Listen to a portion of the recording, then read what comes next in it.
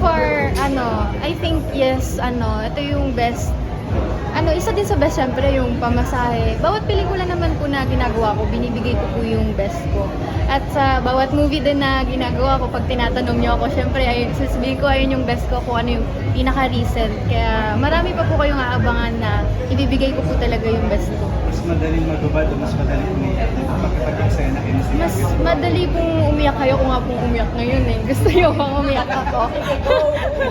Wag na, sayang makeup. Pero ikaw, nung pinapanood mo kanina yung mga eksena, do you think nagampanan mo yung role na pinapanood mo?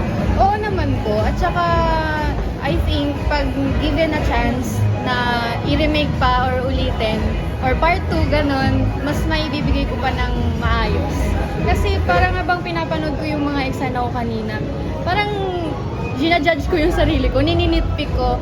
Hindi naman sa lahat ng eksena. Siyempre, pinupuri ko rin yung sarili ko. Shit, ang galing ko dyan, nabigay ko yung best ko. Tapos may eksena, siyempre ako na, sabi ko, parang kulang yung ko dun, yung reaction, mga ganun. Sabi mo kanina, napagalitan ka ni Direk. Paano pagka nagagalit yung director sa'yo? Do you take it, kumbaga, personally or parang tinitake mo yun para mas mag-improve? Nagalit lang po siya ng hindi naman sobra, pero nung kailangan kasi yung eksena yun nung galit ako, yung naghahanap ng paro-paro si Sheila. Kaya tingin ko nagalit lang siya dun para maramdaman ko yung galit niya. Yun Hindi ka ba na kinabahan kay Miss Jacqueline yung time na mag-eksena kayo that time? Kumbaga, siyempre, Jacqueline na yan, kaharap mo na, kaya mo idol mo. Opo, hindi naman po ako kinabahan yun. Yung katulad po ng lagi kong sinasabi, more of like achievement and excitement yung naramdaman ko. Sabi ni Derek kanina, pagkwentuhan siya sa amin, meron daw kayong dalawang eksena ni Miss Jacqueline na parang kasi diba gusto mo nga siya, idol mo siya, Opo. parang natulala na nanonood ka lang sa ate ni Jacqueline. Opo, may time po na ganyan nung yung eksena na nasa ospital po kami na dinadiagnose siya nung doktor. Ng doktor, oo. Oo, yun po parang hindi ko narinig na action na, kaya nanonood lang ako tapos nasigawan ako kaya ano ba? Pero ayun. Akala ko na ka sa kanya na starstruck. Parang ayun po yung yung unang-unang kinunan. Yung unang-una. Behind the scene, ano yung memorable experience mo kay Miss Jacqueline? Pag may pagkain po, kasi, di ba after po ng eksena, may mga food props, siya inuubos niya po talaga. Kaya, Pinapamot siya. opo, tsaka natutuwa naman din po ako kasi ina-appreciate niya yung pagkain, ayaw niya po nang may nasasayang. Yun po, isa din po yun sa natutunan ko sa kanya. Hindi pa kayo na-develop lagi kayo magkasama ni Colt as hindi pa kayo lagi na-develop na dalawa. Sabi niya friendship, pero friendship, di ba pwede ma-develop soon? Hindi naman po. Siguro yung friendship ko, mas lalo pang mag-grow, tsaka makilala namin yung isa't isa ng mas malalim pa. Kasi feeling ko mas matagal ko pang makakasama si Gold sa mga movie kasi nga magaling siyang artista, tsaka gustong-gusto kong ka-work yung mga magagaling para nag-i-improve po ako. Ano sayo mo na parang ikaw na yung isa sa mga favorite din ni Direk? After Angeli, ikaw naman, di ba? Ayun, natutuwa po ako kasi nabigyan po ako ng chance ni Derek at nagtiwala po siya sa akin. Kaya sana mas may mga gawin pa kaming marami pa. Ano masasabi mo na galing sa'yo si Jacqueline? Para purihin ka ng isang magaling din na actress, di ba? Malaking, na yan? Anong comment mo doon? Kaya nga po parang noong una hindi ako makapaniwala na pinupuri niya ako kasi syempre may award na siya na siya lang yung babaeng nagkaroon sa Cannes Film Festival na award. Kaya parang wala na rin akong masabi kasi nasabi ko na lahat yun sa kanya eh. Parang thank you na lang ako ng thank you po sa kanya kasi hindi lang siya co-actor. Ang dami niya talagang naitulong sa akin na sarili ko na lang yun. Papansin din namin, may mga pinapareho sa'yo, yung mga sinasama sa mga pelikula mo, sila Mark Anthony, tapos Jacqueline Nasser, sila Montantiano, mga bigate. Opo. May mga dream ka pa ba ng mga artist na gusto makasama siya kapag binigyan ka ng chance?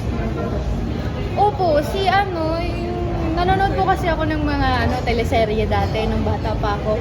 Gusto kong maka-work si Miss Marian Rivera po, tsaka si Sir Dennis Trillo. Ayun. Ayun, sakto gusto rin ni Direk Dennis. Nakisama sa pelikula. Baka nga po, sana. Bakit sila? Magagaling po kasi sila eh. Tsaka nung nalaman ko na si Direk Mac pala yung nag-direct din ng Amaya, favorite ko yun eh nung bata ako. Kaya, shit, oh my God, feeling ko tuloy naka-work ko na rin si Marian. Nag-TikTok challenge ka naman kay Marian. Nung nandito po kami, nag-perform kami nung Viva Cafe last August 28. Ayun po, tiniktok namin yun dito. Yung kayo. Yung price Kaya tag. mong gawin yung TikTok na boy si Marian. Sa ka-age mo, sino yung mga gusto mo makasama? Si Andrea Brillantes for si Seth, si Francine. Bakit sila? Siyempre, sabi niyo po ka-age. Kaya sila yung sinagot. Tsaka magagaling po silang artista. Yun. Opo, yun talaga yun. Yung confrontation scene nyo ba, one take lang ba yun? Hindi po. Mga naka-5 siguro. Kasi yung nga po kasi pag galit yung galit yung emosyon ko, nahihirapan ako kasi nga hindi ko kaya Hindi mo yung may all ilabas out. yung galit ko. Kaya ayun, nakailang take yun. Pati, kaya parang bumaba rin yung kulot ko dun eh. Kasi nabasa yun ng ilang beses. Pero giving a chance, anong genre yung gusto mo talaga? Comedy, drama? Drama po talaga eh. Tsaka siguro, comedy. Gusto ko rin mag-light naman. Yung lagi na lang akong uuwi ng bahay na magayong mata ko kasi puro iyak. Opo, comedy. Kaya ang ilalabas mo sa yung dialogue mo sa akin, Gold na, yung mga in love nakakasama. Totoo po yan. Pag na-in-love ka na ba? Oo. Realize ganun ka. Naranasan Naging ko tanga po ka na ba yan. sa Naging love? tanga din ako. At syempre, bata po ako nun. Kailan yan? Kailan? Junior high school po ako ng mga grade 10 po siguro. Nagkaroon ako ng boyfriend. Tapos Kaklase siya? mo? Opo, tapos puro siya ML. Tapos ako parang nisip ko pag boyfriend-girlfriend, quality time, mga ganyan. Kaya parang ako yung nagmukhang naghabol. Siya yung naunang magkagusto sa akin, pero ako yung naghabol. Sabi ko, oh my God, ganito ba talaga? Kaya simula nun, parang ayoko na talaga mag-boyfriend ulit. Parang na-trauma din ako slight. Tumabak sa lalaki. Opo, kasi feeling ko sa una lang lahat But first ba yun? First Ah, boyfriend mo yun? Opo. Pero So, wala namang nangyaring ka-trauma-trauma, di ba? I mean, yung sobrang traumatic. Wala naman Hindi ka po. naman naisahan. Ay, hindi po. Kasi, Kaya nga kasi sa unang press ka, Oo. sinabi mo na oo. Nag-promise po kasi ako sa mama ko na hindi muna ako magpapaisa sa kahit kanino. Oh, Ano pa realize isa. ba, may sinabihan ka ng I love you, tapos sinabihan ka lang ng okay ka. Wala po. Kasi hindi po ako mahilig mag-first move. Dapat sila. So yun pala nga naging boyfriend mo. Dalawa po, pero parang yung isa naman, yung pangalawa naman na yun na naging boyfriend ko, ganun din, ewan ko, lapitin ako sa mga mahilig maglaro ng mobile games, mga walang time sa akin. Parang natatakot ka. ngayon ba, si Acosta ka? Oo. Sa Marami tingin mo nang ba, try. unahin pa nilang ML kesa sa'yo? Pa? Sa tingin mo ba, unahin pa nilang ML kesa sa'yo? Ngayon ganyan ka na. Choice po nila yun kung anong gusto nila, buhay po nila yun eh. Alam mo kang ikaw na ang priority siya. Oo. Siyempre, bilang babae, gusto natin tayo yung priority.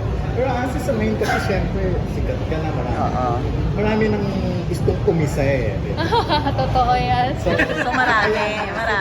Oo, marami. Anong discard na pag gano'n? Yung napipil mo na agad na ang gusto Ah, pag kumisa ganun, na. Na-handle. Hindi ko na po kinakausap kasi madalas pag may ka-work, ganyan, tapos parang manghihingi sila ng mga personal contact. Hindi ko binibigay, ayoko, kasi Ka-work? work is work, ganun. So, work So, meaning ka-work, artista oo. rin. Oh, tapos Gusto meron din, kumisa. nakita lang ako sa isang event, tapos hinihingi yung number ko, ganyan, Instagram, Messenger, hindi naman ako nagme-messenger. Tapos nag-message siya sa Instagram, pero hindi ko rin ni-replyan kasi natatakot akong ma-issue pag nag-reply ako. Hindi, kung kapwa-artista mo, paano mo sinasabi? Like, kanina, hiningi yung number mo. Yung co-actor mo. Sasabihin ko po, tatanong ko muna sa manager. So yun lagi Opo, na yun naman po yung ginagawa ko Hirap mo talaga. naman ligawan. Pero may ng mga nagme-message na, syempre Oo. din. Mga Meron. artista din na nag-PM din. Meron po. Paano naman hinahandle yung gano'n?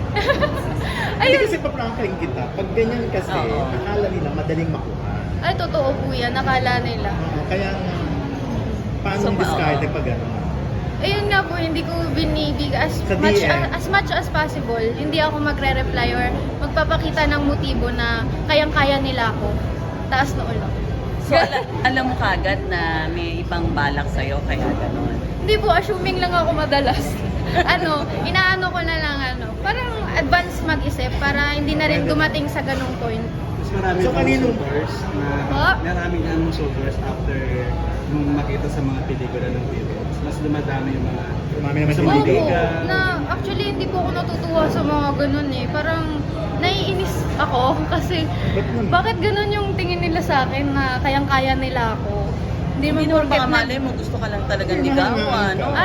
Nahangaan? Okay lang. Thank you. Thank you. So kanino mo lang pwedeng ibigay ang number mo sa mga artistang lalaki?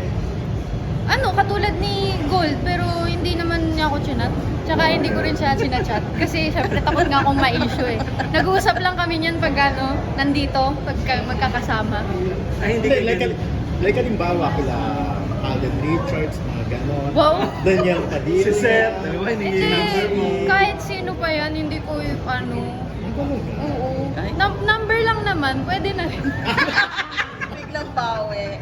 So kanino mo nga pwedeng ibigay Oo. sa mga na-mention ko? Kasi number lang naman eh. Tsaka kung kakausapin ako, syempre may mga love team yan, may mga jowa na rin siguro. Ayokong maging third party, no? So, umiiwas ka na. Oo naman. Pero kung may manligaw sa yung artista, okay lang sa'yo. Or gusto mo ng showbiz. Actually, may nag-try man ligaw sa akin, pero Na artista. Artista. na nag-aartista, tapos Kasama mo sa Viva Max? hindi po, hindi siya Viva Max. Pero Young actor? na-realize ko na parang lagi siyang may kasamang mga babae. Kaya, ayun, isilosa pa naman ako. Tapos, ang sabi niya sa akin, ang sanabi niya, parang lapitin talaga siya sa mga babae. Hindi po kami nag-uusap no ng through PM or Pag nagkikita-kita lang, dun ko lang siya kinakausap. nagkikita Siyempre na kayo. naliligaw siya, hindi ko siya bibigyan ng privilege. No? Young actor. Young actor. Clue. Nasa Viva rin. Oo. Viva din. Okay. Pero hindi Yes. nagbo-bold. Hindi po, sinasabi niyo friend niya lang daw. Friend ba talaga? May serye siya, may serye siya. Meron. Sikat siya, nakilala na namin. Oo Tingin- naman. Tumigil na mo. Hindi Ngayon, siya, hindi siya tinigilan ka na. tumigil. Nanliligaw pa rin. Ay, akala ko tumigil mag-artista. Tumigil na kasi. Tumigil ng ligaw. Opo, tumigil na nung hindi ko na siya pinapansin Binasted mo na. Hindi ko rin binasted. Parang pag nagkikita, smile na lang. Tapos busy ako eh. Ah. Ganun. Ba't sa tingin mo, anong gusto niya sa'yo? Anong nararamdaman mo? Siyempre, naliligaw siya. Gusto I maging mean, jowa. gusto niya yung isa sa mga yung isa rin, gano'n. Hindi po. Hindi naman Diba, mga sincere naman ang siya sa'yo. Kung sincere naman po, hindi naman kailangan ibigay yung gustong umisa. I mean, anong tingin mo ba sa kanya? Ba't parang umayaw ka na agad? Ayun nga po, Tuting silosa naman- nga po ako. Marami kasi. Hindi naman Marami na girlfriend yun. Maraming Wow. babae sa paligid ng isang artista. Sa feeling mo, kaya ayoko. babaero siya. Opo, ayun. Assuming nga ako. Tatakot ka parang. Opo. Okay, so please invite them to watch it on Call Me Out. Ayun, everyone, streaming na po ang Call Me Alma ngayong September 1, only on Viva Max. Wag sa pirata ha.